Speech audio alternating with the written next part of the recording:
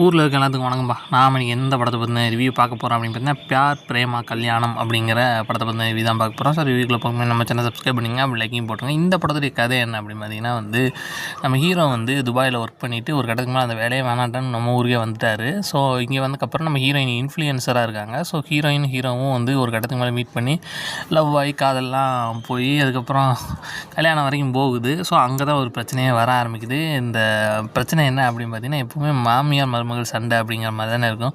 So அது கதை அப்படியே ஆப்போசிட்டு. ஸோ மருமகனுக்கும் மாமியாருக்கும் சண்டை இருந்தால் எப்படி இருக்கும் அப்படிங்கிற மாதிரியான ஒரு கான்செப்டில் எடுத்துருக்காங்க.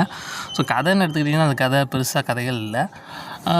இதில் முக்கியமாக என்ன காமெடி படம் தான். ஸோ கதை சில படங்கள் காமெடிக்காகவே எடுப்பாங்களா. ஸோ இந்த படம் முழுக்க பெருசாக கதை இல்லாமல் காமெடிக்காகவே எடுத்துருக்காங்க. பட் காமெடிக்காக எடுக்கிற படங்களில் நமக்கு ஹைலைட்டாக என்ன வேணும், நல்ல காமெடி இருக்குன்னு நினைப்போம். இல்லை நல்ல காமெடி இருந்துச்சுங்க, நல்லா விழுந்து சிரிச்சேன். கண்டிப்பாக ஃபேமிலியோடு ட்ரை பண்ணி பார்க்கக்கூடிய ஒரு நல்ல காமெடி மூவி தான் நான் சொல்லுவேன். ஸோ நிறைய இடத்துல நல்லா விழுந்து சிரிக்கிற மாதிரியான நல்ல காமெடிலாம் நல்லா தான் பண்ணியிருந்தாங்க.